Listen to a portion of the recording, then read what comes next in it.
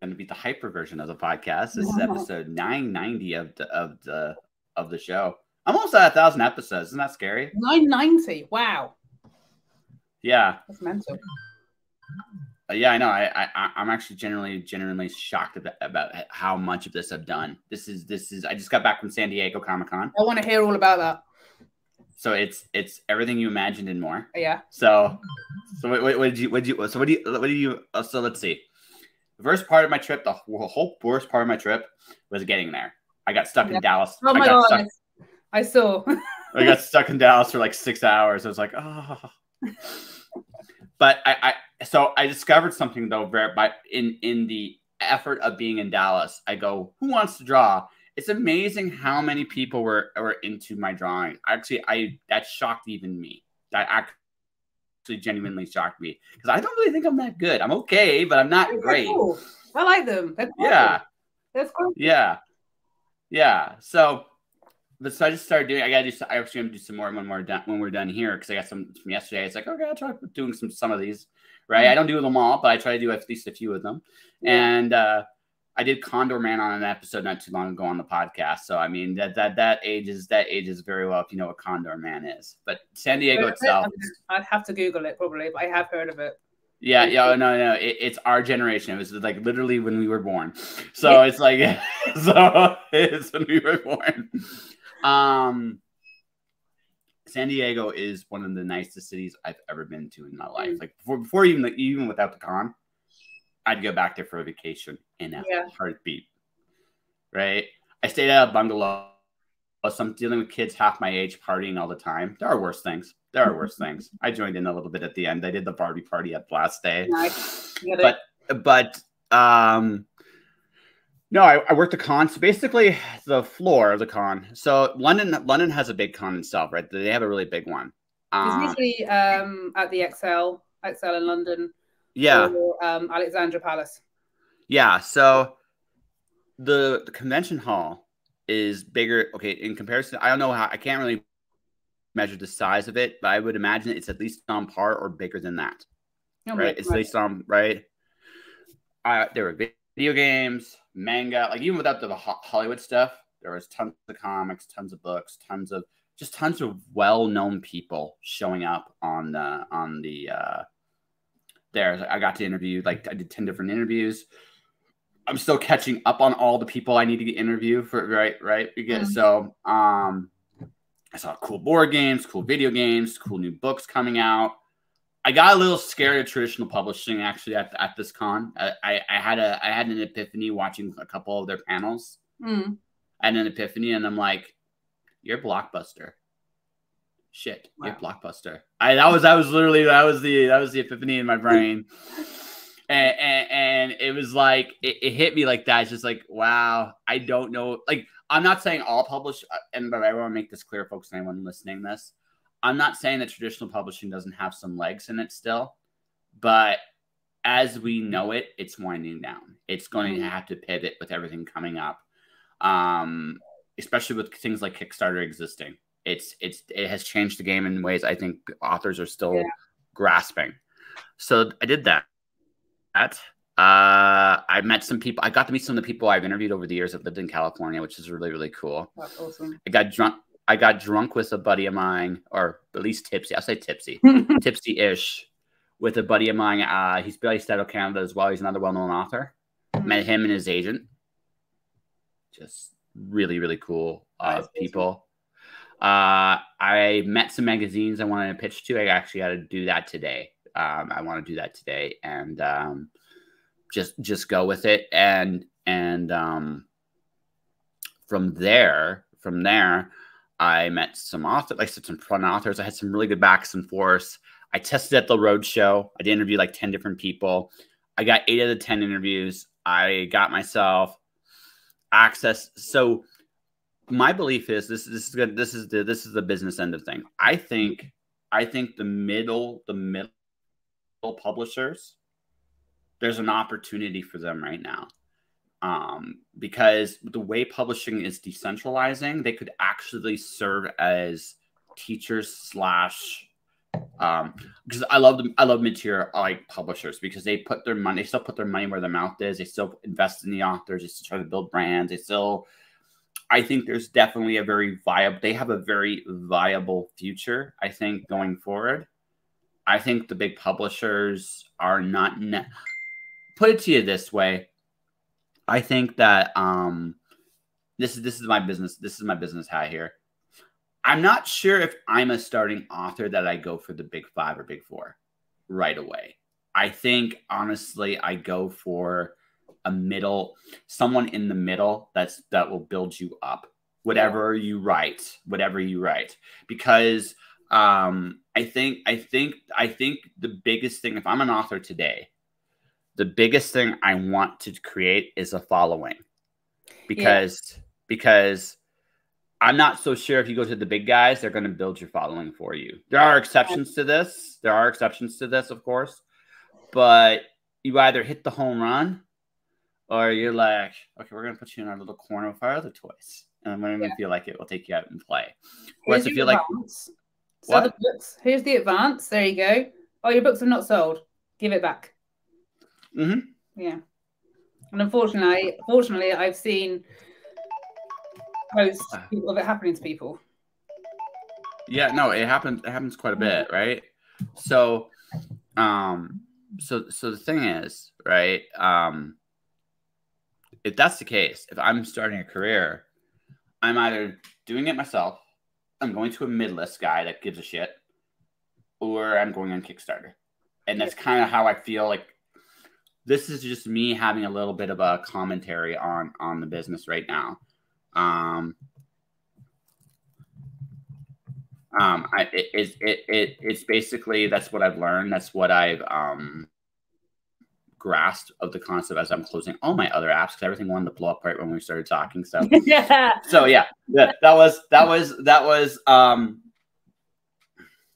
was the how to put the nexus of what I was doing. That's the business end of it. Fun end. So there's this one guy, he's a publisher in a comic book biz. He has this sign, it's like, it's okay to make eye contact. And if you get close to him, he actually puts, okay, that's too much. A good little joke. Love it. Good little joke. Alex, love you, buddy. So this is what I would do. It's like, he's doing like a little shimmy. I told him the first time I saw him, you got to dance. If you're going to go, like, if you're shimmying even a little bit, you got to go all in on the dance. So every day for the whole con, which is like 5 days, I would try to sneak up and perform a dance move with him. Right? I did the can. I did the can. I actually did the Russian dance, you know, the da da da da. Yeah, he was actually impressed by that. It's like, well, that takes strength. It's like, yeah, I still got it, right? It is such. San Diego Comic-Con is an experience. Like I can't even do justice how big it is. Like, beyond just the convention floor, there's the panels, there's the launches, there's anybody you can imagine that could have been there was there. Even actors and actresses, they weren't promoting like stuff from like television, but they were promoting stuff like they were doing. And you got to meet, like, there's like some really big names and some amazing people there, and you get to meet and connect. It is a worthwhile vacation, even if you just went as a fan. Like once in a lifetime. At least do it once in your lifetime if you can, sort of thing. Yeah, well, I might be doing it regularly. I say I got in as a professional. That was the thing. The reason I went was because one of the people I work with goes, "Hey, you want to go to San Diego?" And I said yes with a question mark. So 2 weeks ago, I see my badge. I'm like, I got to figure out how to make that work. I did. Paying for it this month, but I made it work. Right. So, cool. You got any questions? Like, since we're talking San Diego right now, what do you want to know? I just I've had a friend who went, because I got a friend, Michelle, who helped me write. He was there at the beginning of the first books, and I wrote the first books. And she was going back to Australia, back to Brisbane, because her visa ran out in the UK. And we go, tell you what we'll do next year. We'll meet in San Diego. Yeah, let's go to Comic-Con, because we've literally just done the London Film and Comic-Con in XL. We're like, yeah, we'll meet in San Diego. And obviously, like, we planned all this. We're like, yeah, we'll do this. This will be so cool. Yeah, money got in the way. Money does sometimes. It's a bastard. Like, literally, the plane flights were so expensive from the UK over. But she ended up going, I think, the year or so after with her other chap that she met over there, and she had an absolute blast. She said it was amazing. No, it is. Like, I cannot do justice just how big the con is. Yeah. I cannot do justice. Like, the costumes, like just the people you see on there. But yeah, like any walk of life that you could possibly imagine, any like you can imagine was there, and it was super. Yeah, man. I'm gonna see if I can just try and find a photo or something. Carry on there because this could take a while. Yeah. What year was it? What year did we go to? It was obviously definitely before.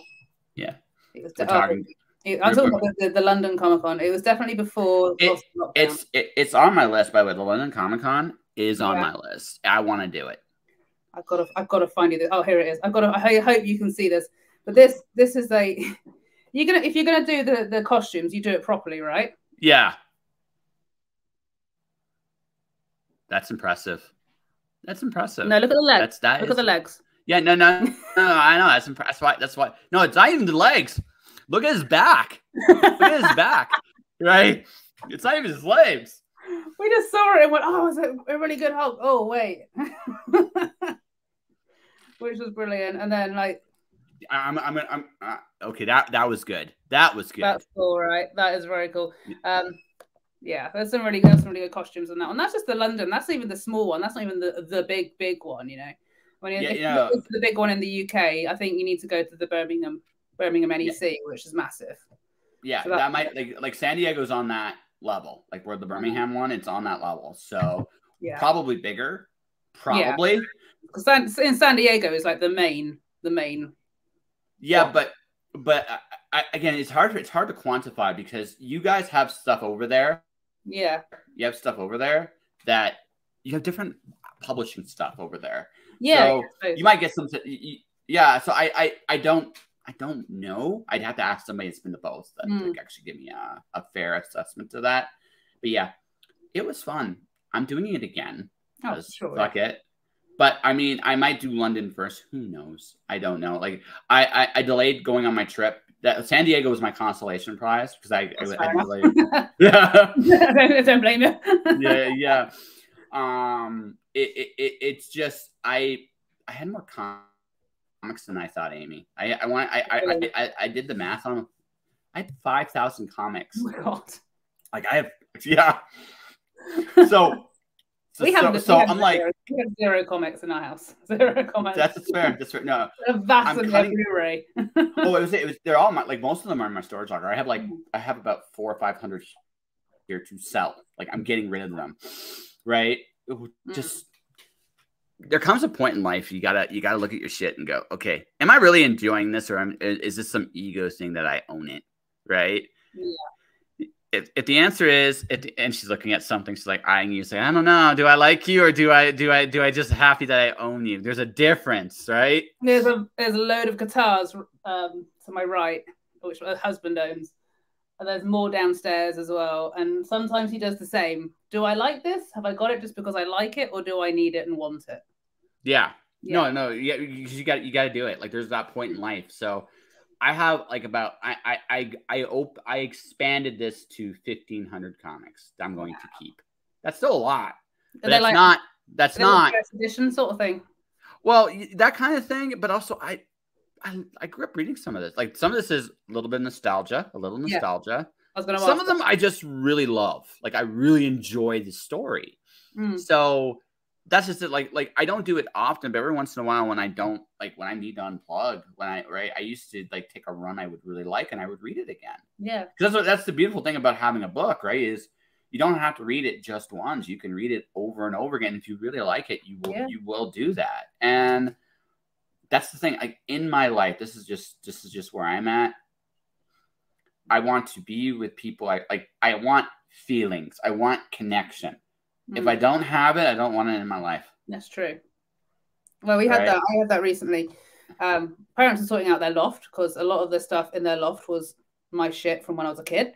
And we sorted it all out. And we got rid of loads and loads of just shit that I just don't need. And we narrowed it down to about 6 boxes in the garage. And went over there to see my mum and dad. we went through these boxes, and I wrote, we're going to do this really quick. We're going to like, yes, no, yes, no. And we ended up stopping for about half an hour per box, just going, oh. Yeah. Because that shit connects to you, right? You connect to it. And that's what you want. It's when you can go through something and you're like, I feel nothing. Then you need to just, like, for example, I found a little card about that big from my 17th birthday from an old college friend, and I need to show her this because I'm pretty. If I show it to her and go, Leanne, do you remember sending me this for my 17th birthday when we were in college? She'd be like, oh my god, throwback, you know. But it might bring. Well, yeah, but also she might be genuinely touched. Yeah, you kept it. Like you're like, yeah. I mean, 10 years, kept it for 10 years. Yeah. Yeah. You definitely look younger than your age. I'll keep that quiet. I said that last time. Yes. We revealed the ages last time. Go back to the other podcast and you'll find out. That's right. But no, she definitely looks younger, folks. She really does. Anyways, that's right. Go for the flattery stuff. No, how you been? Like, what have you been up to? Well, recently I'd say what's the date? 2 months ago. Oh, shit, sorry. 2 months ago we came back from Download Festival. I don't know if you guys ever heard it over there. It's the biggest rock and metal festival in the UK. I'm jealous. Epic bands. Still buzzing from it actually because it was so good. And then what else did we do? Who did we see recently? Well, we saw Google Dolls. We've done a lot of bands recently. So Google Dolls in Bristol. Nice. Sorry, when did we do the last podcast? Oh shit! Wasn't before Christmas, was it? No, it was in the beginning of the year. Beginning of the year. I don't know if we saw anyone else. We've not been as many bands as we have this year, but I have almost finished the third book. Almost. It's literally. I'm almost finished. I almost finished the novel. I actually, to my surprise, this wasn't exactly the plan, but I wrote a lesbian love story, and a legit love story, and just like, I did not expect to write this, but that's what I did. Did it write itself? Right? Kind of. Well, no. So again, me personally, I'm going on the road. Like I'm just gonna put a card on the table here. Part of why I'm going on the road is I haven't been able to connect to people here, and one of the reasons, right? One of the reasons, you look good. Trust me. No, my head's going. I can feel it. I can feel it falling off my head. It's ridiculous. I'm gonna let it down. Yeah, okay. That's fine. You can let it. So you can just let it down. Just let her down. It's all good. Carry on. Okay. So I think the reason I wrote the story is very similar to the reason why I am leaving. I'm planning on going on this. Part of the reason I'm going on the road trip anyway is I'm looking for adventure and connection, but I'm looking for a place where I belong. And I think this is just a legitimate thing because I'm pretty like I have friends and stuff, but I still feel very much on my own. And I think there's that real human vulnerability of what if you will never find someone that'll love you, right? And I think that's a very real emotion I have. So I think that's what's coming out in the novel. Okay. So I think that's why the story kind of went in the direction it did. Yeah. Right. It wasn't the plan, but it's kind of like, okay, I'm not gonna like. I think one of the hardest things you got to learn as a writer is, again, I think as a human being, if not alone a writer, feelings are feelings. Like right, wrong, and different, right, rational, irrational. Jesus, it's gone down quick. Yeah. It is late here, so I'm allowed to, so it's fine. Yeah, listen. You're a grown ass woman. I'm not going to tell you.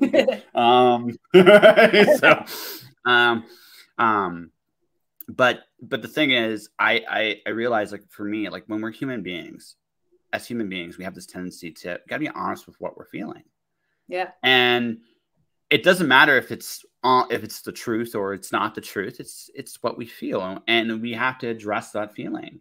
I think and so I think we use what we have when we tell our best stories, and like that's the feeling that I had going into this. So folks, I'm not going to tell you the ending, but if you can guess what, like, you're going to feel a little bit of that am I worth being in love? Am I worth being loved? And that's a really, I think that's as human as it gets sometimes. You know what I mean? Yeah.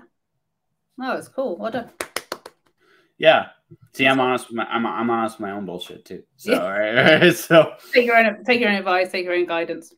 Well, yeah, it's just you gotta be honest with yourself. I mean, the one person you cannot lie to is you. Yeah, it's very true. Because if you lie to yourself, you'd be drinking those even faster if you were lying to yourself. Yeah.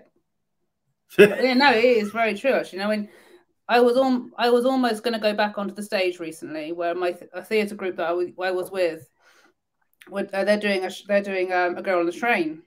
Emily Blunt was in the movie, and I was like, oh wow, that's going to be epic, because the guy who's directing it is really talented. He's really good.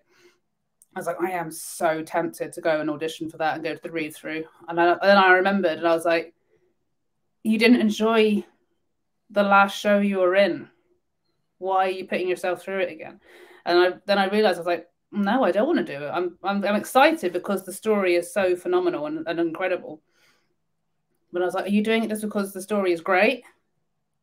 And you're going to get there and you go, yeah, shit. Sorry, guys. Shouldn't have done this. So then I realized I listened to myself, like you just said. And I went, no. Yeah. The last show I was in, I was too busy thinking about storylines, plot lines, books, what I'm writing, my characters, that I wasn't paying attention because my focus had shifted. Sure. So I went, no, I'm not. As much as I think I want to do it, there subconsciously, my brain's going, no. That's gone, sort of thing. Oh, hello. Hello, Anita. Sorry, I just saw in the comments now. So hey. Oh, exciting.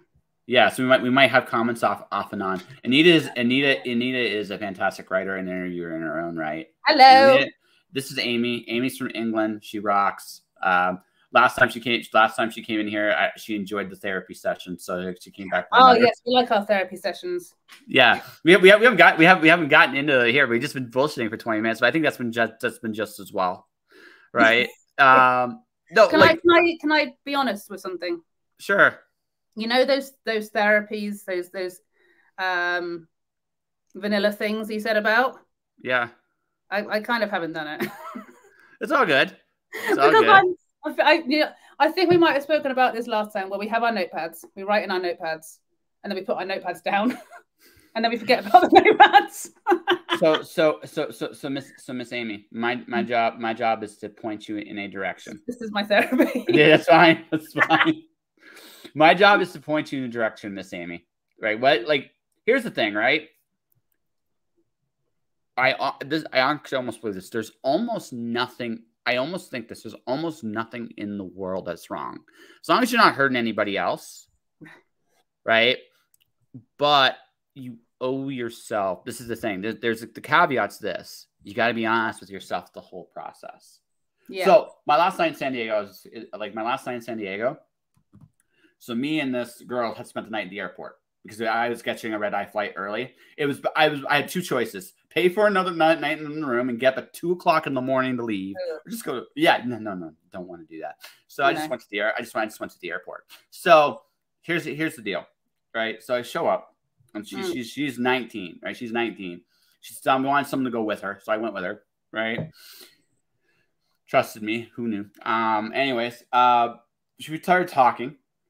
And she like we just talked about just our interests and stuff like that. And she was like, she's at that point in life, she just wants to party. Right? 19-year-olds, that's what you do. You're 19, surely. Yeah, for the most part. So anyway, and so she's like, I just want to party. It's like, there's okay. But the thing is, she would discover after the week I had to deserve. It's like, no, fuck that. Forget your justifications. Don't justify it. Own it. I want to do this. Yeah. That's it. If that's your answer, there's nothing anyone can say to you at all. Because at that point, you've made a decision. Right? If you're honest about it, no one can really tell you yay or nay. Now, again, there might be some self-harm things down the road. There's consequences you got to pay for it. But I assume if you say, I want to do this, you thought this through enough that you realize, like, to hell, this is just what I want to do. And that's it. That's all there is to it, right? That's it. Like, if you own that part of yourself, there's not much really anyone can say to you. It's when you bullshit yourself that people can call you out on it. And I think as an adult, we get into this habit of, hey, I'm not supposed to do this thing, but I wanna, so I need to justify this in my head somehow why I'm doing this thing. Right. And sometimes like I just own it. I want to do it. Why? Because sometimes I'm an idiot. I'm okay with that. Sometimes I just want to, I'm curious. Sometimes I'm driven to find out. And that's it. And if I screw up and if there's a consequence to it, so be it. I put myself out there. So I pay whatever price comes my way. And I'll learn from it. I hope. Running hope. Yeah. I hope. Sometimes I wonder. Sometimes I go, I think we're just all a little screwed up. And I think it's just yeah. This is completely messed. This is completely messed up. The year we've had as well. I mean, it's not just been hunky dory, fun and games, music festivals, gigs, and everything this year. Hubby have been through. We've been through a lot of shit this year. I'm not going to go into it because it's quite personal. I'll message you later. There's been a lot of sadness this year. There's a lot of sadness. And it's been hard. It's been really fucking hard. So yeah. So I'm a metal guy myself. Well, okay. I also had to come to terms with the fact that I think I'm also a Swiftie. I somehow I came to terms with it. All right. They're really. I got to admit, I've been watching her stage show. And yeah, she's good. It's a stage show. It's good. What they put into it is incredible. And I just found out. I saw her on naturally because you watch the Instagram post. You know, you get your feed starts filling up with things. I was just given how many million bonuses to the crew, and that's been working on the Eras tour. Yeah, like 300 million or something like that, just bonuses or thank yous for everyone. So yeah, because she's so generous, and she started off on a small stage in a town, and now she's selling out. Yeah, hard work. Well, no, she's not. No, she okay. She worked her ass off for that. Like the thing is, I realized I like this. Is gonna sound weird. I like her for the same reason I like Eminem. Right, and that is that they're both very genuine with what they say. Right? Yes, they do all kinds of little tricks. She does earworm. She does here. I'm not gonna lie. I found this not too long ago. I'm listening to this when I'm writing. Oh yeah. Right. Not gonna lie. I'm old CDs. Shut up. But anyways, yeah. But no, it's just she's genuine, and that's the thing. Like that's why her music's like it's because she's also in probably the most competitive market for music. Yeah. Because there's Ariana Grande. There's Adele. There's Avril Lavigne. There's geez, I'm missing so many people here. It's crazy. Right? Like what? Gwen Stefani. Yeah, Gwen Stefani. Yeah, no, like that whole genre is hyper Miley Cyrus, hyper competitive. She's number one. Yeah. And the reason she's number one is because she does not feel as manufactured as a bunch of them. I mean, again, I'm not saying they're all manufactured. I've come to realize as I've gotten older with commercial shit, just because you use a formula doesn't mean you're not genuine. You're just it doesn't necessarily mean that. It just means you're using something you know that works to help get your message across. There's nothing wrong with that, right? Yeah, she found her niche. She knows what she's doing. Yeah, exactly. That's it. Right. So I mean that's a testament to her. Like it's hard. I'm going to be getting her like when I actually get money again, I'm getting her new album. I have a problem. But it's like me saying I've got more money, I'm gonna get another pair of Air Jordans. Why not? Why not? Yeah, life's too short. But no, the thing is, but going by the same, but go in the other end of it, the metal end of things. Metal is good therapy. Oh my god, yes. Do you go in the pit?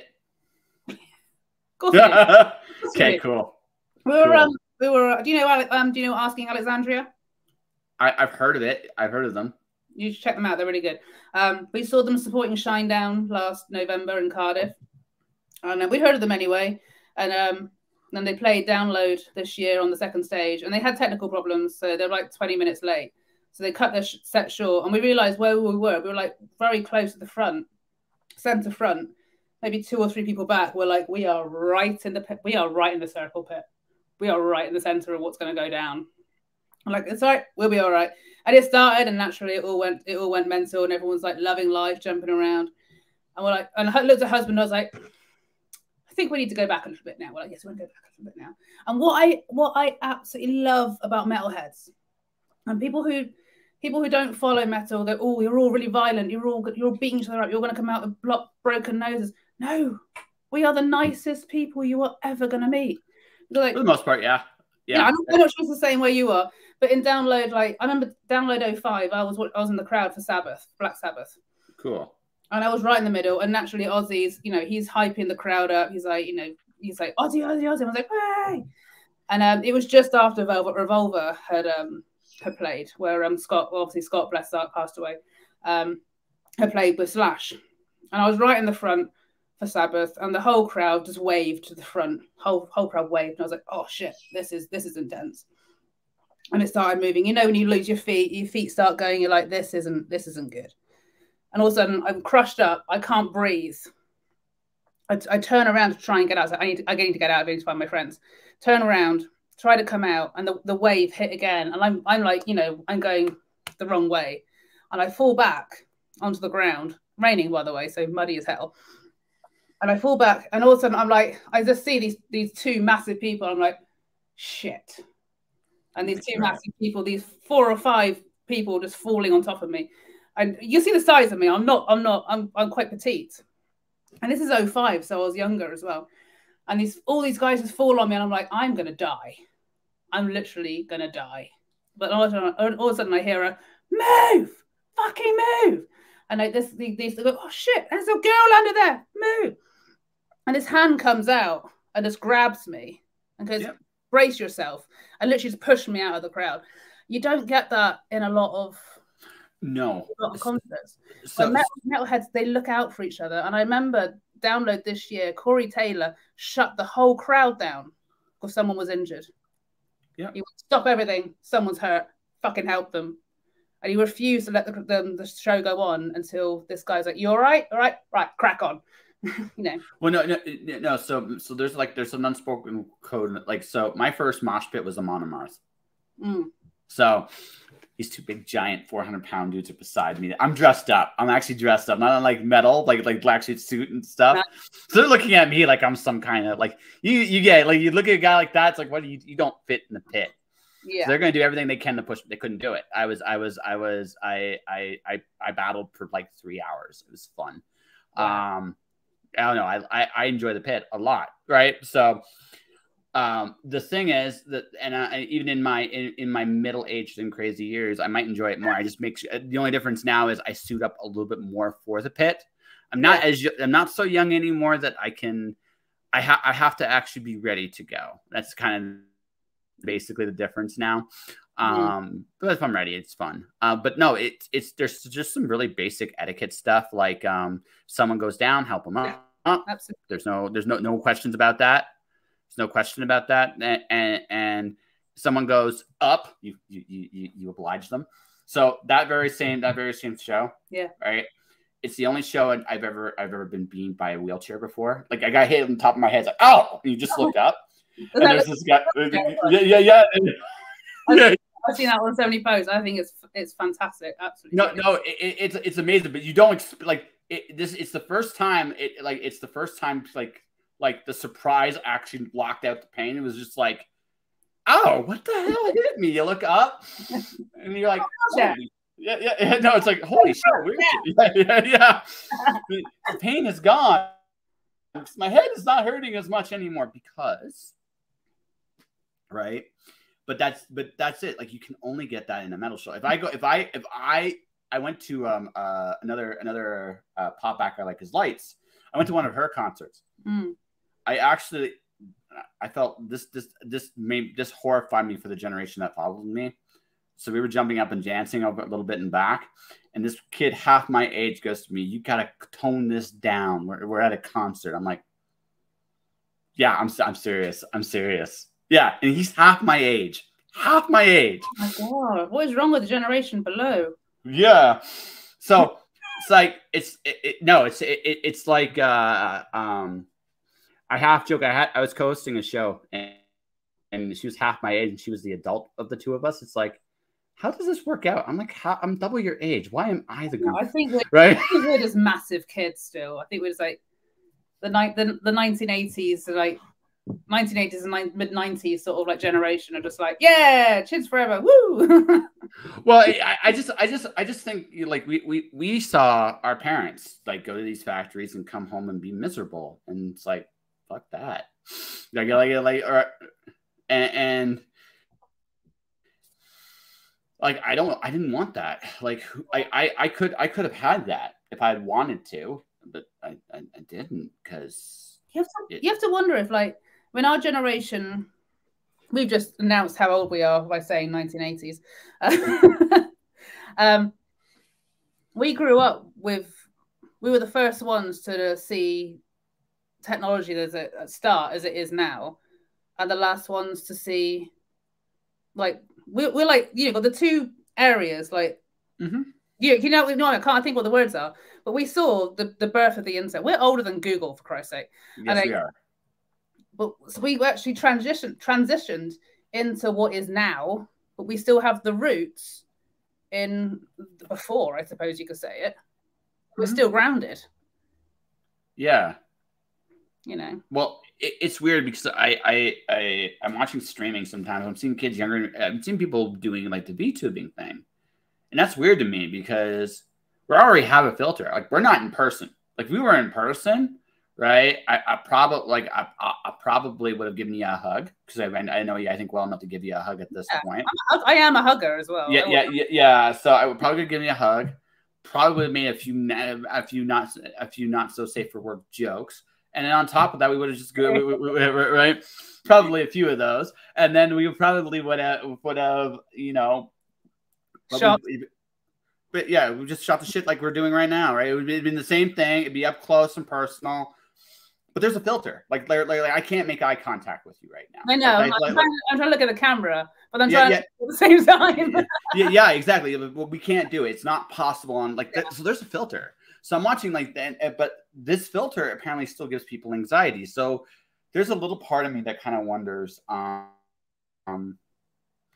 like, as I've gotten older, the idea of unplugging from this technology more, and ironic because of what I do, but unplugging from this technology more and more as I get older, has more and more appeal, because I'm still bouncy, I'm still zany, I'm still doing stupid shit. I kind of want to keep doing that until I officially become the supervillain I've always aspired to be. We don't want to sit there sit on our phones sort of like just like that constantly. Yeah, exactly. Yeah, except here's mine. Yeah. I shut it off. I actually shut mine off. When I'm at home, I will literally try and put it in another room if I can. Somewhere else, because I don't want to be attached to I know I do a lot of reels on Instagram, but then that helps me try and push my brand, you know. Well, again, there's the tool and then there's the toy, right? There's the tool and then the toy. Now, we all use it a little bit as the toy too. I think we all be lying to ourselves if we said otherwise. But no, it's just I can definitely, like, I'm seeing with everything, technology has done a very interesting thing, is that it's created, I think, a lot more niches, like, in general. I'm seeing more and more, like, I'm genuinely convinced that we are heading for a decentralized world. I'm convinced we are going there. I'm not sure how we're going to get there exactly just yet, but that's where we're going. Yeah. The only question to me is, like, because I think what technology has done is the other big difference is everybody's values are different. And I think the only way we're going to get back to talking to each other more is if we just let people have a lot more localized freedom, and get out of the villager mentality of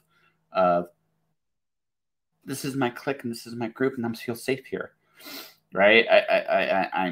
I've outgrown that shit. I want to meet people and go, what's up? Oh no, it's like the festival. Like, when we're sat waiting for like Evanescence or Disturbed, which were epic by the way, we're just sat chatting to some random people. Like there's this dude we're sat next to waiting for Evanescence. And he's like, do you want some rum? We're like, yeah, all right, mate, cheers. And we just started chatting.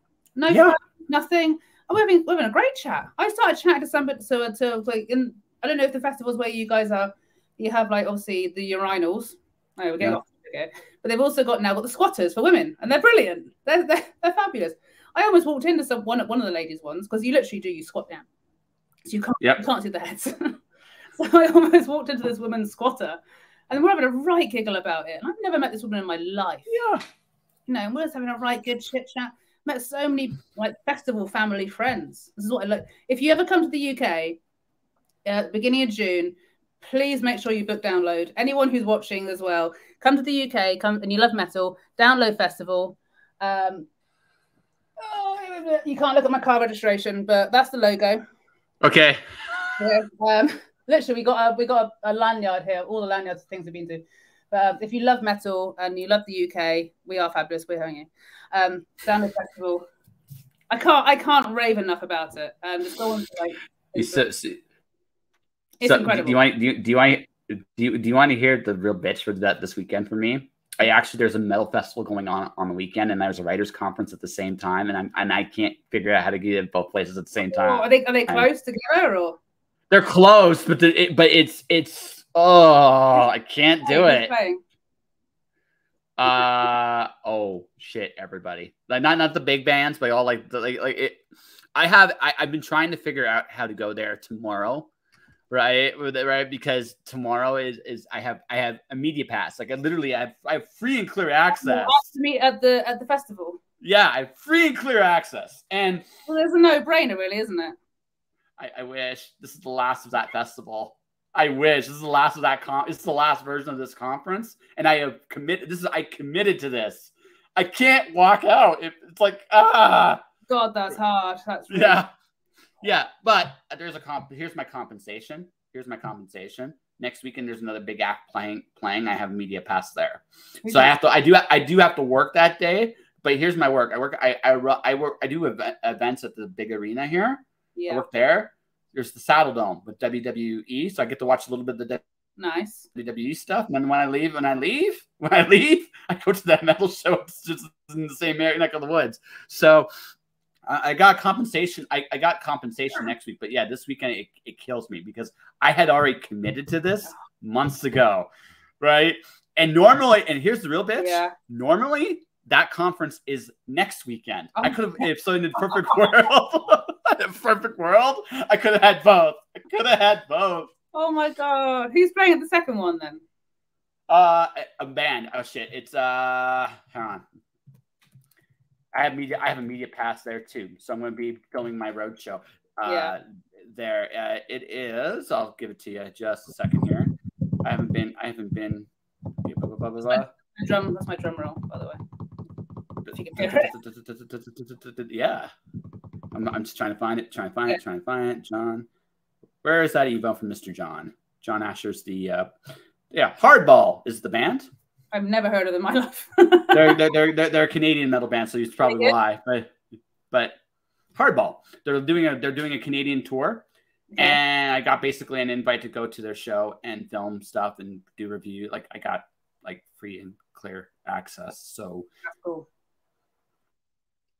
Yeah, my life's terrible, isn't it? Like absolutely terrible. I can go to any show I want to, pretty much. Writing conferences, I go to free festival. I get my violin now. It's gotta be smaller. And it's like, yeah, exactly, smaller. No, I gotta get myself a couple gigs now between now and this month because money's the only issue this month. Next month I'm fine, but this month is right. But outside of that. Half as many shows this year as we had last year, actually. But we need to get some more under the belt. Well, like I said, it's weird because I've actually helped put them together. So I Shania Twain show. I've seen her show a little bit, or I've heard, I should say. Nickelback, heard a little bit of them because again, they're all the big shows. I'm usually there setting them up. I'm going to be able to. I'm hoping to let me do Tool. Tool's coming down to Yeah. Yeah. Tool's a good band. Tool's a really good band. I think Enema, for my money, Enema is still their best album, in my opinion. But they're all good. And my favorite songs from Lateralis, I still love Schism. I know the pieces fit, and I can't sing anymore because we are on Twitch.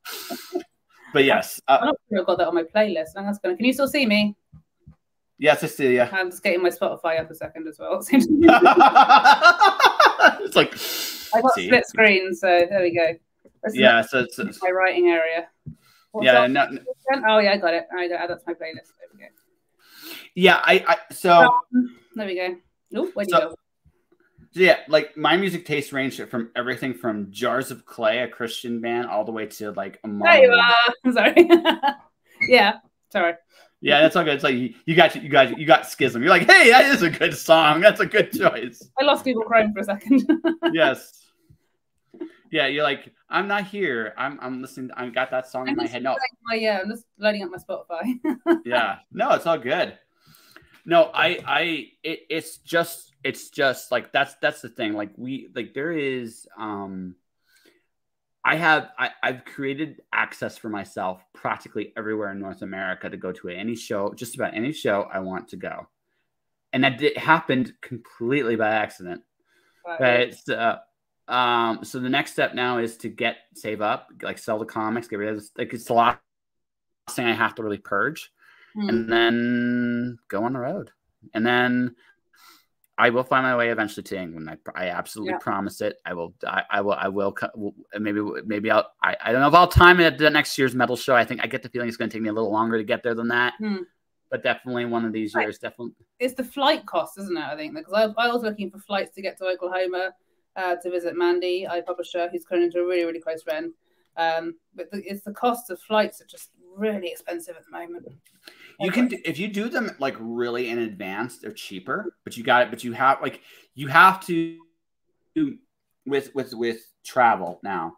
You have to plan well in advance because if you don't, you pay a lot more. San Diego was an expensive flight because I had 2 weeks notice. Yeah. Right. I had 2 weeks notice, and it was one of those moments where I just realized. But yeah, like eventually, like I'm going to be touring Continental Canada, the United States first. But there's going to come a point where I'll be like, you know what? Because I'm not brave enough to drive through Mexico. I'm just not brave enough to do it. From what everyone has told me, that's probably wise, all things considered. Yeah. But flying to England is something I have for lots of friends over there, like lots of people to meet there, like you, Natasha Ralph, Lisa Medina, just people. I've been very fortunate with the fact that I've made a lot of connections everywhere. So so I want to do that, and maybe along the way, maybe I'll say, you know what, this is where I want to be. Yeah. On the road. Right. Yeah. Yeah. And that's kind of my master plan for the next couple of years at least. Maybe I'll be like, maybe I'll find someone that's crazy enough to go, hey, I'm going to go tour the world and take over the world and become a supervillain. Want to join me? And she'll say, yes. Why not? Why not? Right? Yeah, totally. Don't attack our area, okay? Yeah, well, no. So no. I mean, we can negotiate. I'm a businessman. I'm a businessman. Yeah. So most supervillains are like businessmen, aren't they? Yeah.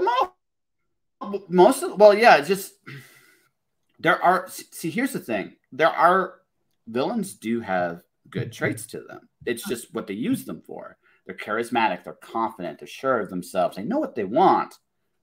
All that shit's good. All of that shit's good. It's just, they have also a tendency, they also have a tendency to be like, well, I don't really care what you want. Right? And there's, and sometimes I can understand that to a point. There are personal boundary things, but that's the thing. They don't care about that shit. And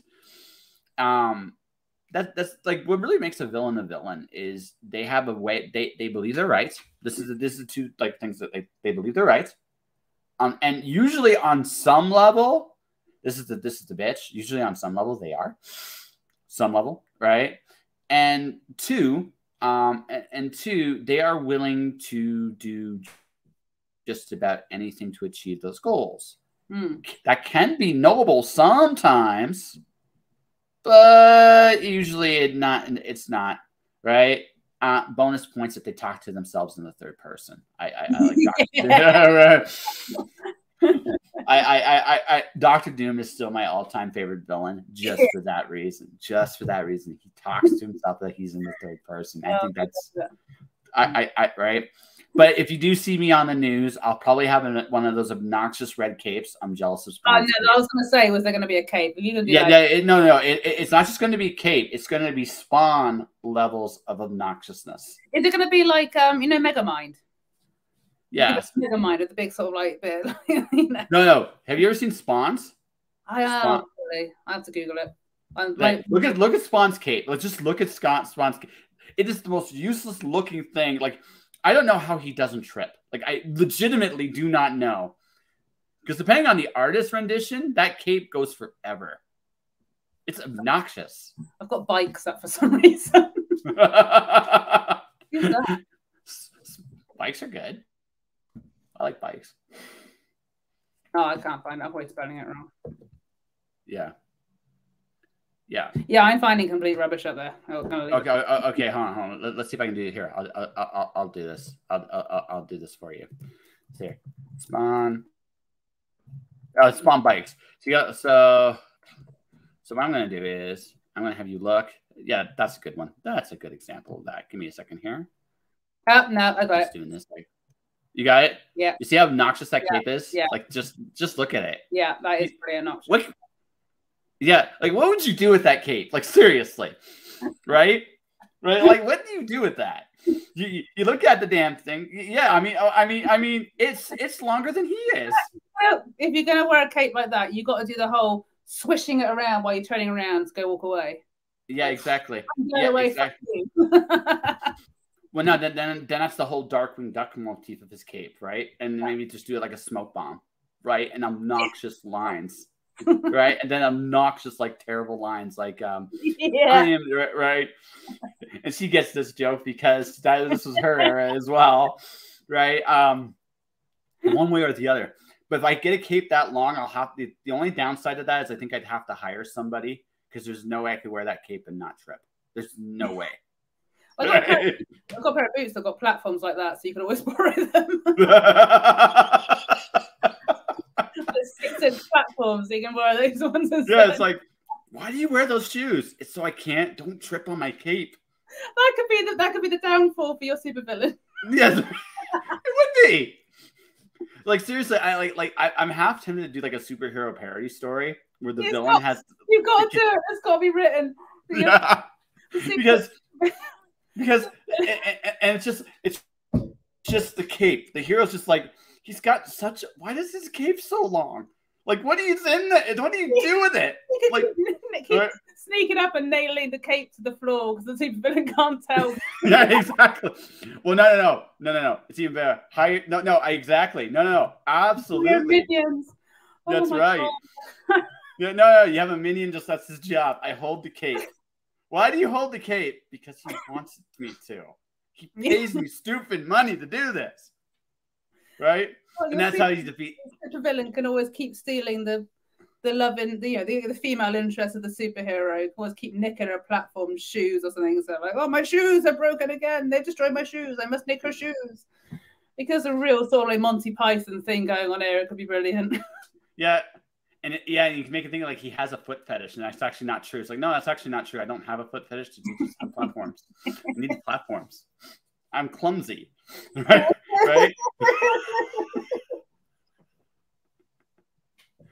I think I broke Amy.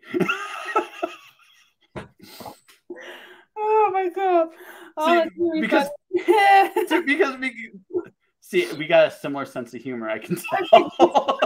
Write this together. Yes. Yeah. No, it just you would need an over the top like I said it's a mid. Actually, here's how you do it. It's a midlife crisis storyline because it's like this is midlife. I'm going to become a supervillain, right? And he practices all the stuff he thinks is important, which is talking to himself in the third person in the mirror. Yeah, exactly. Exactly. Exactly.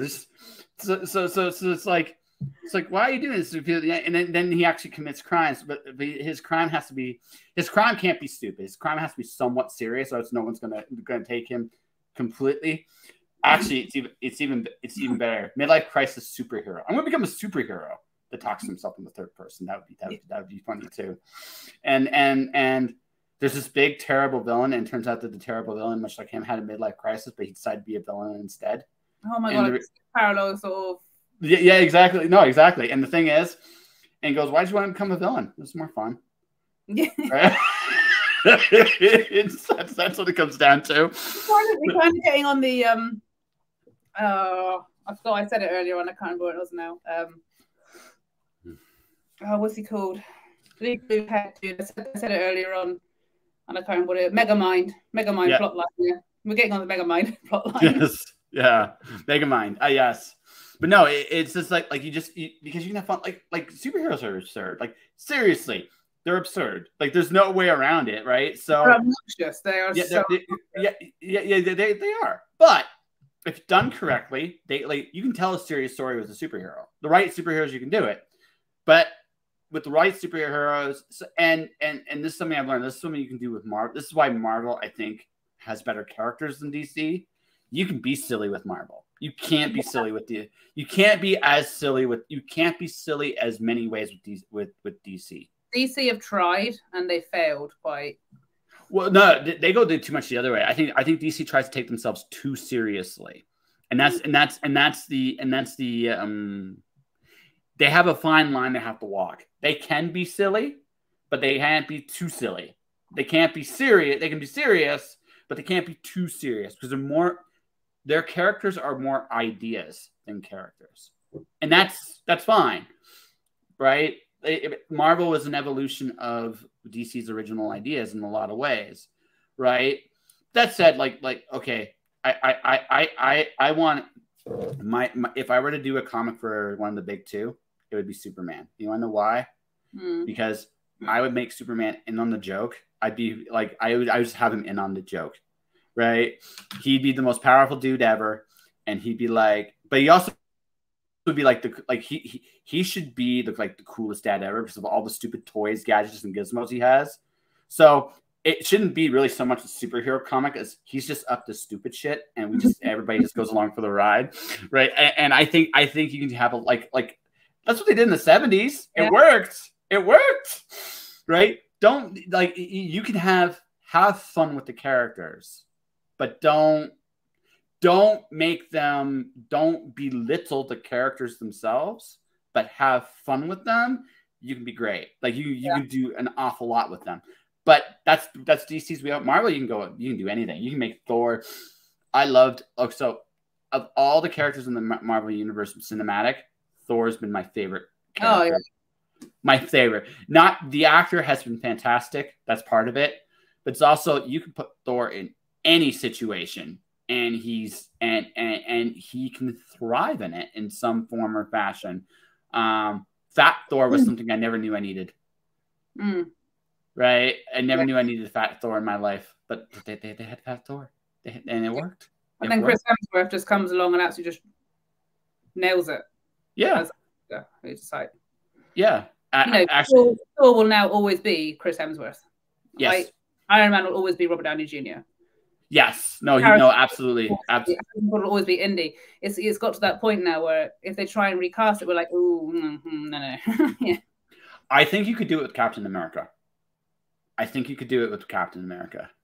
Yeah, no, I actually agree with you on that one, I think, actually. Yeah, you could do it with Cap.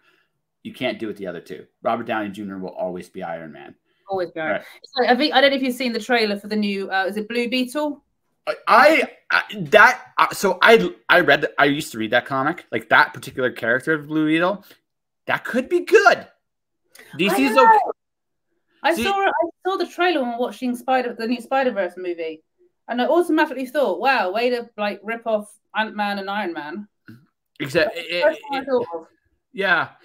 Except it's not. I know why you say that, but it's actually not. It's Blue Beetle's an old character, like old. Older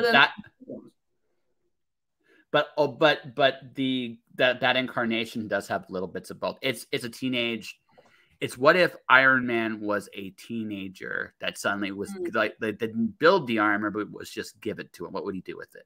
That's might wait for it to come to Disney or something, and then can we say that? Yeah, you can say whatever you want. Marvel, DC, Comic Con, can I say Disney? Yeah, no, Disney coming for us. Yeah, Disney won't come for me for this. They'll come for me for other things. Like I said, the obnoxious red cape is what they're going to come for me. It's like, hey, we trademarked that, right? Oh yeah. You see this big angry mouse, and that's how the supervillain loses. The legal teams are what beat them. Because why not? Let's go all the way into absurdity, right? Oh, you halfway want to write it, don't you? Yeah. One Night Saga's come to an end now. I've got other things in the pipeline, but that's sort of taken over a little bit now. Yeah, no, it's like you can talk about it if you want. We can have some fun with it. But I do want to go to a different genre of writing though as well. Like I know I've got the romance and the rom-com and the modern romance stuff, but I kind of want to go a different way. I want to try something else, probably under a different pen name. Maybe I've said that now, so I can't have to do it under my name. So I've said it. No. So I have a theory. This is my theory. Okay.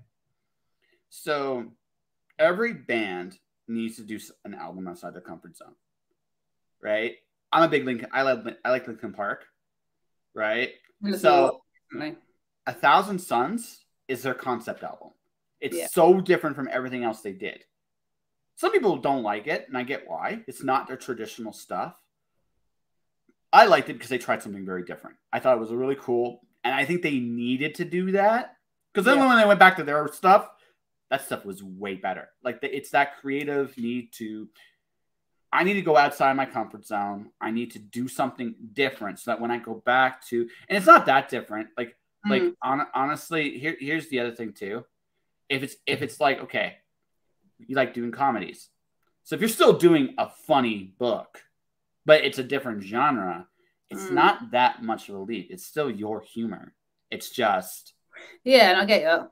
Yeah, right? You take a step out. I don't know if you can go while I do think you... How do I put this?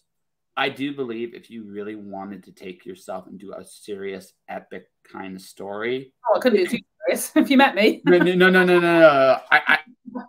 I think you could surprise... No, like straight up, legitimately. I think you surprise yourself. I think you're a very smart woman. You're very... Like, you use humor to deal with what you deal with. And it's good. Yeah. Right? But you have a deep understanding of the underlying issues. So if you decided you wanted to do a really serious story, you could. I don't think it's you forever. But if it's like, okay, I want to come out of my comfort zone, I kind of want to try it just to say, yeah, I tried it. I tried noir.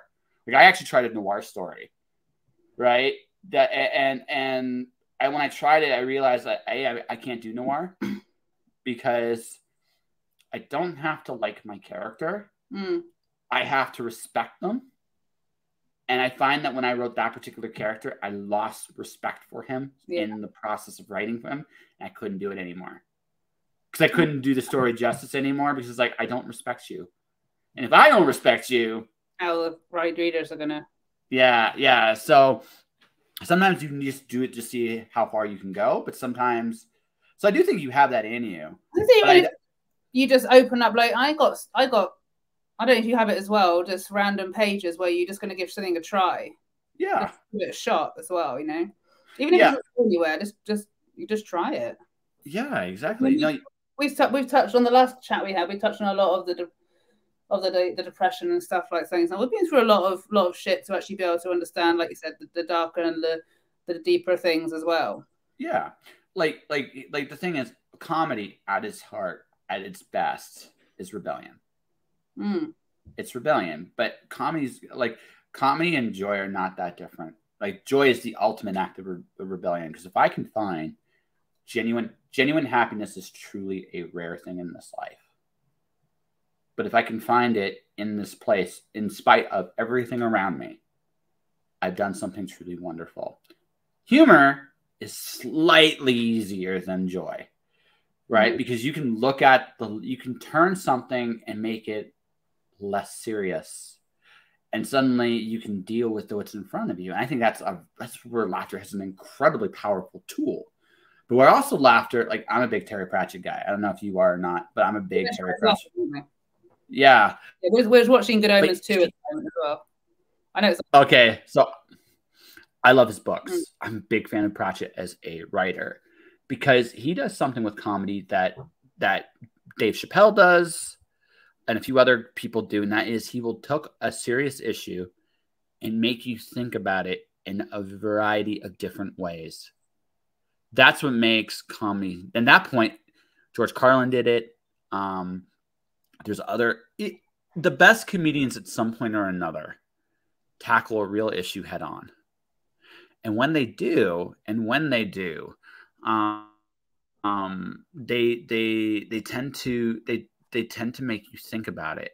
And those are the best. Like this is a Watchmen quote from the comic Watchmen. Mm-hmm. The best comedians make you think. He's right. Miles Moore is correct. Those are the best. Pratchett was a master. And I'm a big Terry Pratchett guy for that reason, because he talks about freedom. He talks about like tyranny, the nature of fear. He deals with like depression, suicide. All of this is in Discworld, but it's not so bleak. It's just you have this epiphany of like, oh, these are these really serious things. Yeah. Right.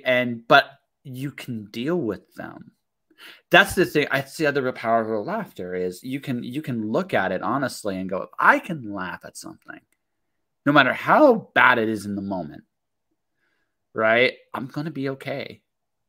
No matter what happens, I'm gonna be okay. Yeah. I'm not broken.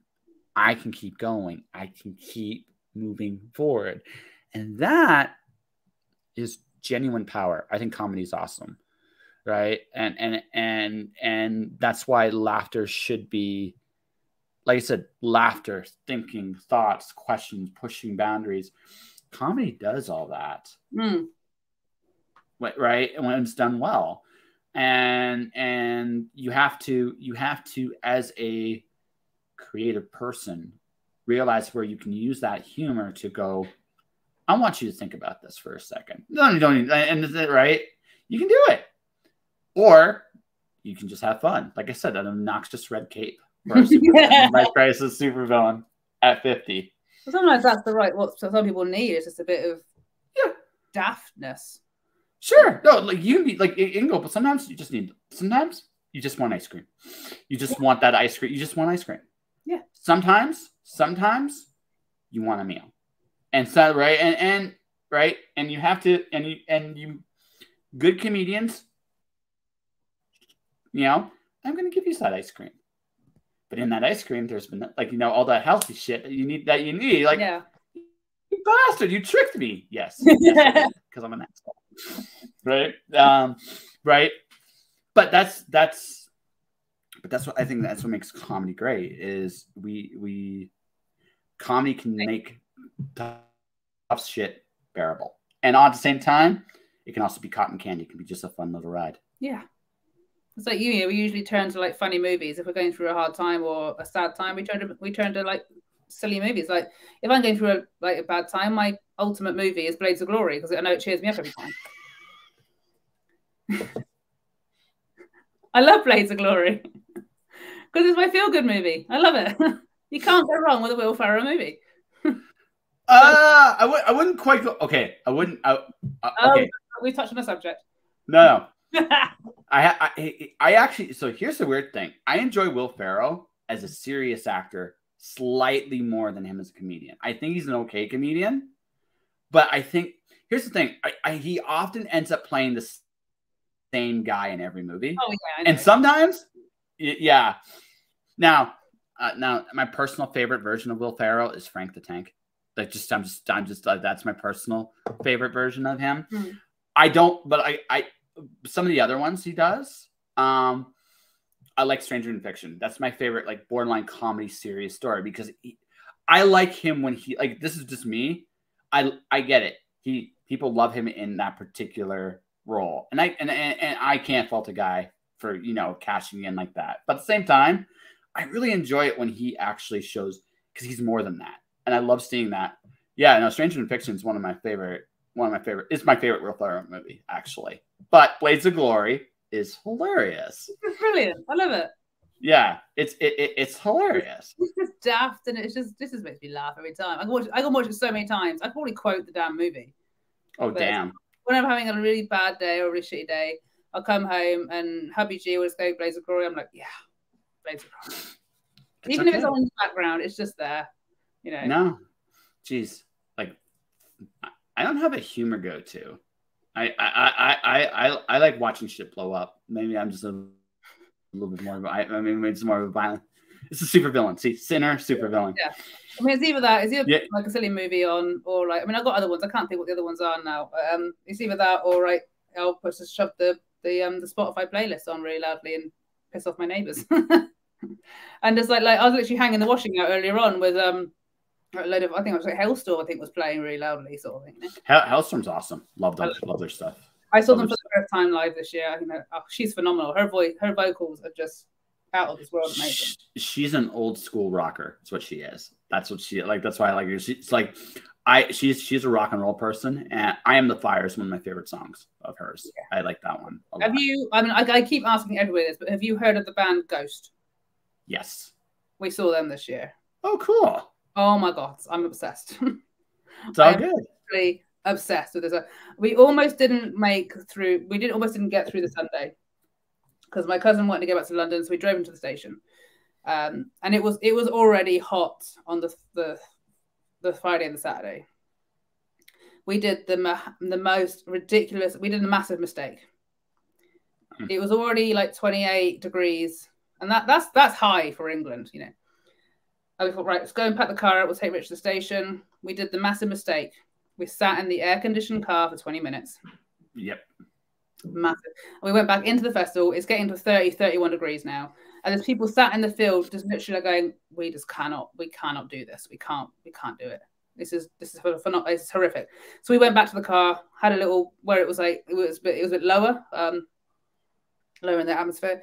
We cooled down for a bit. We were this close to driving back home about 3 o'clock. No, we can't. We need to get back in there for Slipknot. We need to go back in. So we forced ourselves in, and we saw Ghost as well. We need to go see this band. We've been recommended. We have to go and see them. And oh my god, are we glad we went back in again because they were brilliant. Sometimes. It's such a fantastic performance show that they put on. They're usually one of the safe go-tos for most metal people. Like there's Ghost, there's Slayer. Nobody says anything bad about them either. It's like, yeah, they're Slayer, they're fun, right? Yeah. So yeah, like there are these bands that are like genuinely good go-tos, and also they just put on good shows. Yeah, I mean, right? I'm surprised if Ghost headline on the main stage one day because they were headlining the second stage, and and everyone came away going, those guys need to headline the Opus stage. When was stage? Sorry. When was this? Like, well, how many years? This was Download this year, like literally beginning of June. Oh wow, really? They're in California touring at the moment. Yeah, no, they usually headline. Like that's the thing; they're usually a headliner. They headlined the second stage, but everyone came away going, they need to be a major headliner. They're really good. Headline performance. I mean, I know they were headlining the second stage on the last day, but they go, that should be on the main stage. No, I agree with you. That's what they bring. The main stage. If you Google the headline stage, the main stage of Download, and you'll see how big it actually is. It's massive. And yes, so definitely hold it. Oh no, they're a big band. Like they're not a small band at all. Let's see. They're so much fun as well. Yeah, the fans that they have. It was like, oh, they're a devil, like Satan worshipping. Like, no, they're just putting on a bloody good show. That's a really, really good show, They're entertaining. It's also 99 out of 100. 99 out of 100. They're just putting on a good show. I am sure. One of my favorite comedy stories. It's like actually a comic book story. you know, the old days that they talk about killing or like sacrificing somebody to make a deal with the devil to become famous in music. So this is actually an actual story. He kills his buddy. He summons a demon. He summons a demon to become successful. So the guy goes, we don't do this for metal bands anymore. It's been done, and no one listens to not many. Like metal is for a very particular core group of music fans. There is truth in this, right? Yeah. But the guy didn't want to give up there. I was like, hey, I just did all this. I'll do anything. Did you say anything? Yeah. The guy is one of the lead singers in a boy band. I somehow thought, yes, that would truly be hell. Right. Right. It's like that like, yeah, no, that makes total sense. No, because again, like we mentioned the story, most people that are into metal, they're just there for a good time, and they're just there. They're actually metal. So metal is probably the biggest music fans. Usually they're playing on stage. Like the big fans of music are the guys on stage playing it. And the fans are usually some of the nicest, sweetest people when they're not body checking. I will say this: women hit hardest in the pit. Yeah, because we're trying to defend ourselves. The elbows. No. You guys will take the giant leaps. One gal hit me, like she literally jumped across, like crossed in. Last show I went, hit me in the back. She put everything behind that hit. I was like, damn, I might be a little in love. Shit. But right. There's one thing that happened. It keeps happening at the festivals we go to, and I absolutely love it.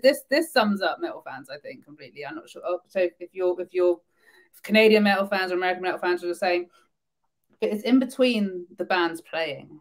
Well, they're changing the sets, and you get the corniest, cheesiest song will come on, and the band that I've walked through, and the YMCA or Venga Boys are on, and the metalheads are absolutely loving life. Yeah. And then singing along to these pop songs, and you've got these people like all dressed in black, we've all got our eyeliner on, all the gear on, and we're just singing along to the cheesiest songs in the world, absolutely loving life. I think it's brilliant when you see that.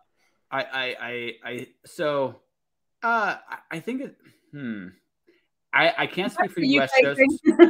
No, I can't. I can't speak for the US. I think the UK. I think Canadian. We are a much more reserved bunch than our UK and US brethren. I realized what it was when like I said, when I went to San Diego, I could talk to everybody. When I'm here, I can go out, I can kind of talk to people, but it's not quite the same. Okay. Right? It's not quite the same. There's a certain natural, how do I put this? Almost villager mentality with reaching out to people here, right? I feel it's a lot more. I feel, case in point, I like just like you were talking about conversations. I was taking the bus in San Diego to my bungalow. By the way, the other thing I forgot to mention, the place where I was partying at, the ocean was literally right outside. Is that what you did the Barbie thing when you had the Barbie? Yeah. You can look me in the eyes. It's okay to make eye contact, right? I did that. It was good. I honored my friend who I saw that joke with, but also I just thought I had no pink, so they had to give me like a pink little band thing.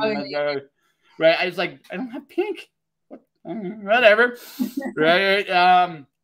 So I did it. It's okay to make eye contact. So one of the gals at the bar, she laughs a little bit watching this. All right, watching me take the shot. But the ocean's right there, right? But in between, I would take a bus from the con to right. So this driver I'm talking to, he actually worked in Hollywood as a double, as one of those doubles for an actor. Yeah. For like 20 years. So he told me stories of working with like on movies like Ed Wood and a few other ones like that. And just like, I'm having this real conversation. And here I'm not saying it's impossible to get that conversation here, but it's more, maybe it's also just where I'm at. People are a lot shyer to make contact here. And it might be a post-pandemic like PTSD kind of thing. I don't know. But so to answer your question, I could definitely see the same thing in the US. I'm sure, and I'm there are definitely, I think, crowds in Canada that Mm. would do it. I don't know if it's every crowd in Canada No. though. That's the thing. Like, right. I need to go do a UK crowd. That's what I need to do. So. Yeah, I think you need to like move over here because I think we're your people. Yeah. Definitely. I think I'd have fun over there. I think I'd have fun over there. So beyond that, so this is like probably last on this version of the show. This is probably the last time. Yeah. I forgot. Right? Yeah. I'm going for my wine glass, but it's empty. Yeah. It's okay. You had a good time. I broke you. I mean, You've not been out drinking with me yet. Yeah. No, I haven't. And depending on when it is, depending on when it is, for a Canadian, I'm a lightweight. Now I'll just say that for a Canadian, I'm a lightweight. Is it because the UK's alcohol is stronger than your guys? Actually, we're on par with yours. Oh, really? Because I know we're on par with yours. Funny story. I had a buddy of mine go to Ireland. Okay. They actually have right. So there's a bar there. Did he survive? Oh yeah, totally. He was great. He went to Ireland. There's a bar there that actually requires a passport scan. If you're right, and the Canadian one will get access to the good booze. The American one can't. Really? They can't handle it. American alcohol is usually 2 to 3% weaker than the Canadian on average. On average. Yeah, the craft beers are different over there. Like there's some craft beers that can definitely hold their own, but regular beer to regular beer, oh yeah, man, my urine has more alcohol than the American than the American beer. I'm not sure. We got these comedians, Rob and Ramesh, over here, and they do Rob and Ramesh versus things. And like yesterday, I was watching their program. It was Rob and Ramesh versus dog training, which was absolutely hilarious. And they did like a Rob and Ramesh versus American football. Okay. And they went across. I mean, rugby. I know rugby is like rugby over here is lethal. Let's face it. Rugby's like I would put it in the top 3 toughest sports of all in the world. It is. It's tough. It's people come up with blood all over themselves. Yeah. Sorry, I got a trapped nerve in my elbow and I keep catching it. And they went over and they went for the pre-American football party in the car park or parking lot, if you call it over there. And these Americans, they're doing all the drinking the beers, the shots and things, and the reaction from Robert Mesh drinking these like little beers compared to what we have over here, they're like, it's like, ooh. No. One time I went drinking. Okay, so here's the thing. I'm in the mountain. So when I come down to the mountain, like the first couple days, I can't really get drunk. Like I like high up, or? Yeah, because when I go to a lower altitude, yeah, it's like almost like I got like a little immunity, like for like the first, like I can really drink if I want to hold like chug. I can. Now you don't want to like mountain climbing here because we have got got Snowdon and stuff like that, and yeah, was that in Europe? I can't remember. Yeah. Now, if you're from the ground going up, one drink will knock you on your ass when you go up to the altitude for the first little time because the air changes things. But if you're going down, you can like hold your liquor forever, right? Yeah. But even so, I had that going for me. But even so, I went to a bar. Like I didn't even get a buzz. Really? I got bloated. I had to stop because I got like that's the worst. You didn't even get a like I like drinking the cake. Like when I do have a drink. Yeah. I like getting the edge off. Not I don't necessarily need to get plowed. I just want the edge off. I want to feel something. Yeah. You get to that point where you get to that what you're saying, you get to that point where you've had enough. Yeah, exactly. Further, you could go further. But you're like, yes, no. It's not worth the agony the next day. Yeah, but what's gonna happen? yeah, right. So the thing is, right? Like I remember it was just I didn't even get a buzz. It wasn't even that was the part that made me sad, right? So if I ever go back to that area, I'm just gonna get ordered water. Just because I might as well just order by the flat and hope I get something out of it when right. Now, again, craft beers, hard liquor, different story in the States. But their beer, you just take it or leave it. It's like sometimes it's good, sometimes it's. Is that like we actually on tap sort of stuff that they have there? Yeah. Like basically, like you're not gonna get like the one thing the American beer thing does have is quantity. Quality isn't on the same level, but man, they got quantity. So I mean, that's but yeah, no. If I go on a cruise and go, I'm Canadian, you'll see the bartender go, oh, take this down, put this. Yeah, same thing. They same thing. He's like, you're Brit. Okay, no. Oh, you're from England. All right, okay, let's just get the real shit stuff going. Yeah, exactly. Crack on.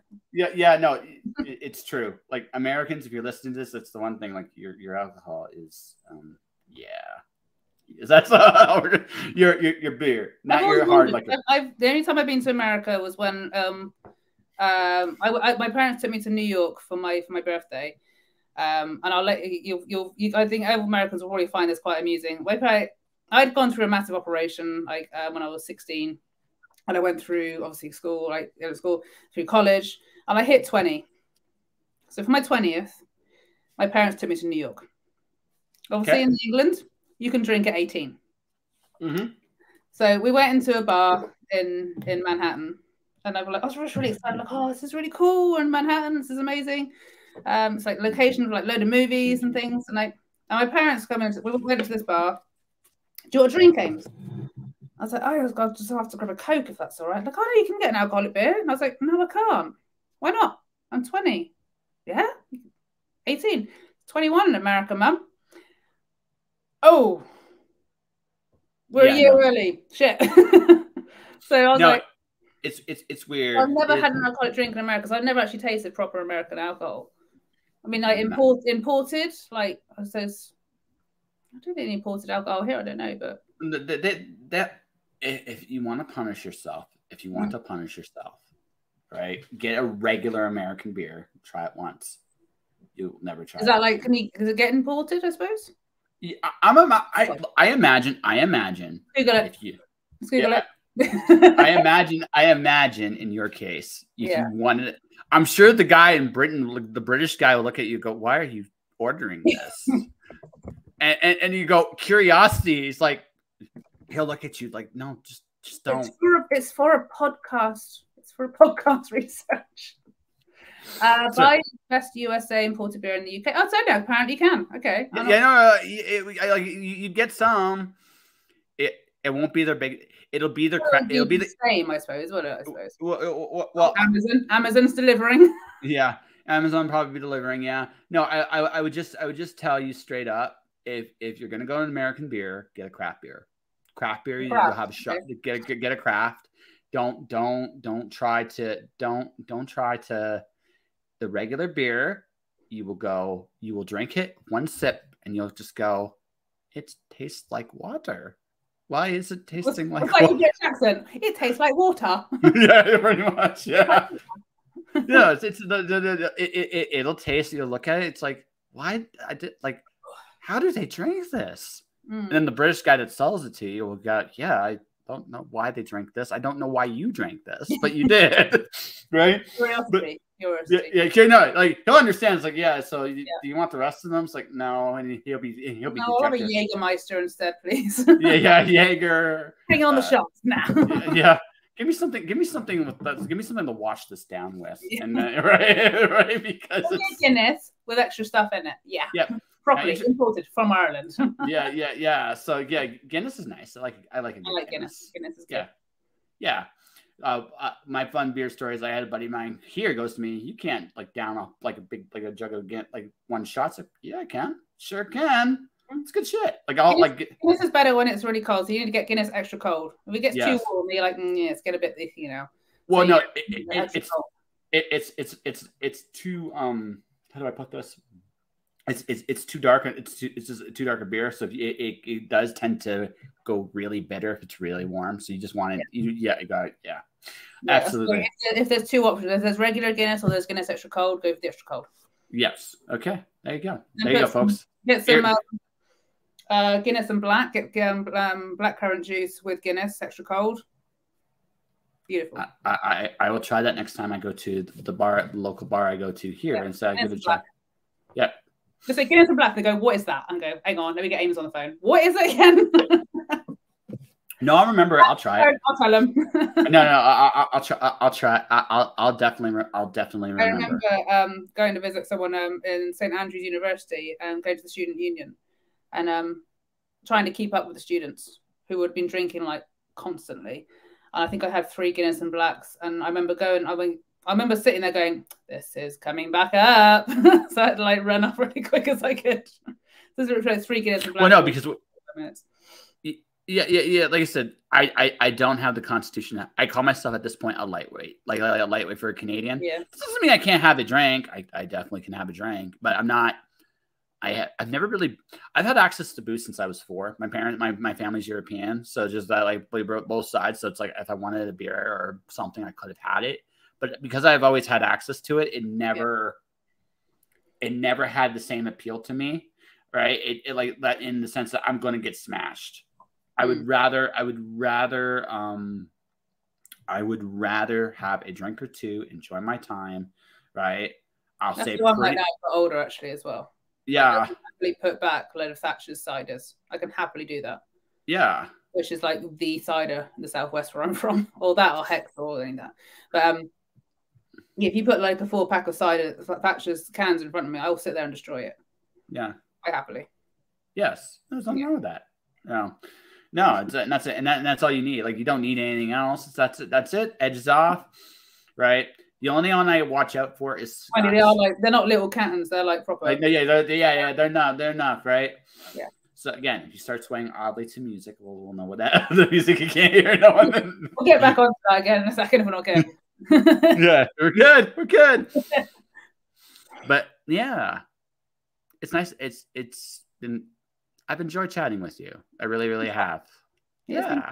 It's been a different subject, a different area of subject this time round. Yeah, well, it's not getting pissed listening to music. Yeah.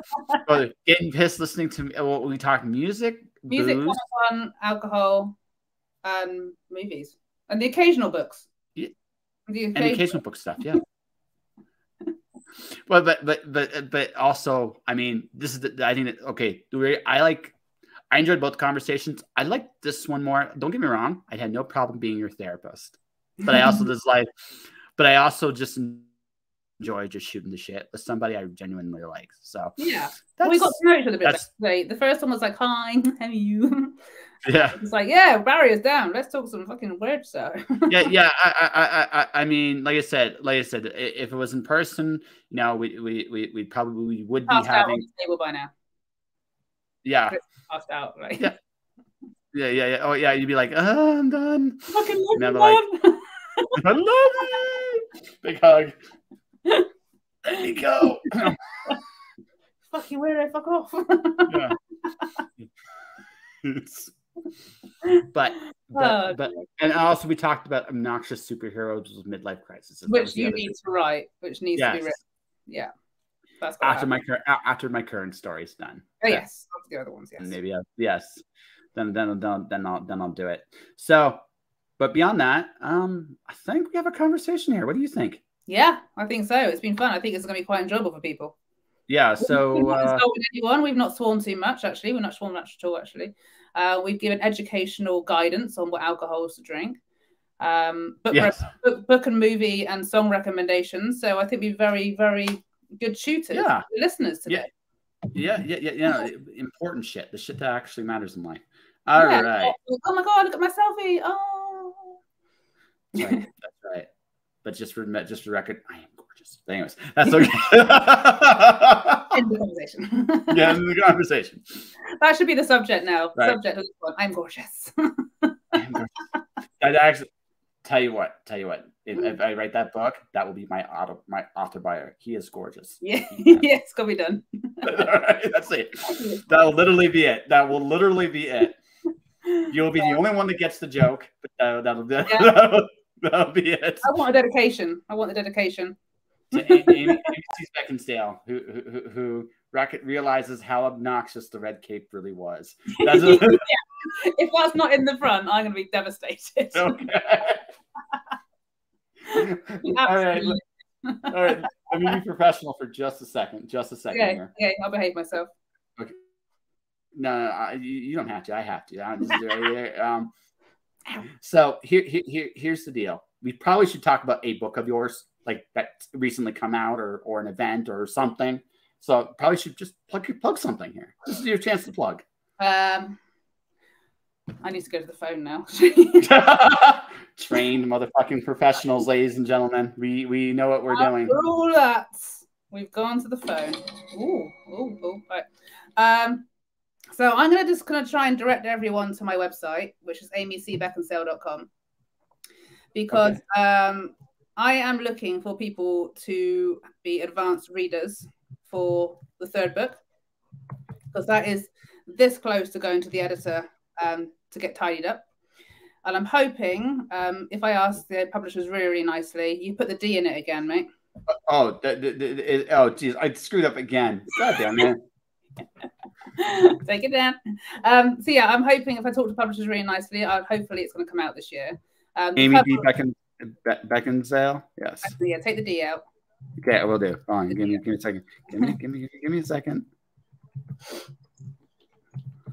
Did it again. God damn it. Yay! So yeah, so nip to the website, Amy C. Beckinsale, which Josh has now put up correctly. If there's a link on there to sign up for the newsletter as well, so you can sign up to get information about book releases, which hopefully again is going to also come out this year. Sign up to be an ARC reader so you can get it early. But obviously that is really, really, really helps other authors and myself and that to promote it, get feedback, drive. And I'm going to say it will drive sales, and it's just all around really, really helpful for all authors. If you Google ARC readers, ARC advanced reader copies, just on Google, so you can understand it a bit more. But I have put on the link in there that explains it a lot more as well. I'm all over social media, so come and find me again, Amy C. Beckinsale. And yeah, the third book's coming out. 2 books are out already, One Night Forever and One Night Until Forever, which Josh perfectly summed up in our first podcast about, was it 2 souls meeting together and just taking on life? I think it was something like that. Something like that, wasn't it? Which I have. I summed it up really nicely for you. And that's where the therapy started last time. Times actually as well. So yeah, you come and find me, come and say hi. You can tell I am the friendliest person in the world. I will talk just random shit at you sometimes, but that's what I do because I have no filter. But yeah, just come and find me and we'll just have a giggle, have a laugh. Nice. Happy thumbs. Happy thumbs. I have been thoroughly enjoyed talking to Amy. It's been fun. Next time she's going to do this. And the next time she's going to do this, because I'm going to invite her to do this, is when I'm actually in her country. I'll go, hey, Amy, I got a camera. Let's find some booze. And let's see what happens. Oh my God. Oh my God, it'd be carnage. That'd be hilarious, fabulous carnage, but it'd be fabulous. It'd be great. Yeah. So to everybody watching here, so I've already started my travel show. There's 7 episodes currently up on my Patreon right now. You $5 a month, get US. We'll actually get you access to them. Also, I have a story up there. The story I talk about, the love story here, is called Corey the Night Witch. My official pitch for that is it's about a former Knight of the Round killing evil versions of Knights of the Round, right? And, and everything complicated that gets in the way in the process. So you can read that. You can watch that stuff. My San Diego Comic-Con stuff is going to start dropping next week. Some of it. I'm going to be doing it very, very, very gradually. I'm waiting until August 9th for it to drop. So you're going to see it in very, very cool places. So not just the Patreon, but the Patreon's where it's all going to start. So definitely come check that out. And that'll do it this week. I am got When Words Collide. You want to hear the real bitch? I got my media pass for the Trump Heller show while we were on the mail. It makes me so sad. It makes me so sad. I would do this a second. There's me. Come and find me with my really posing selfie, very filtered picture.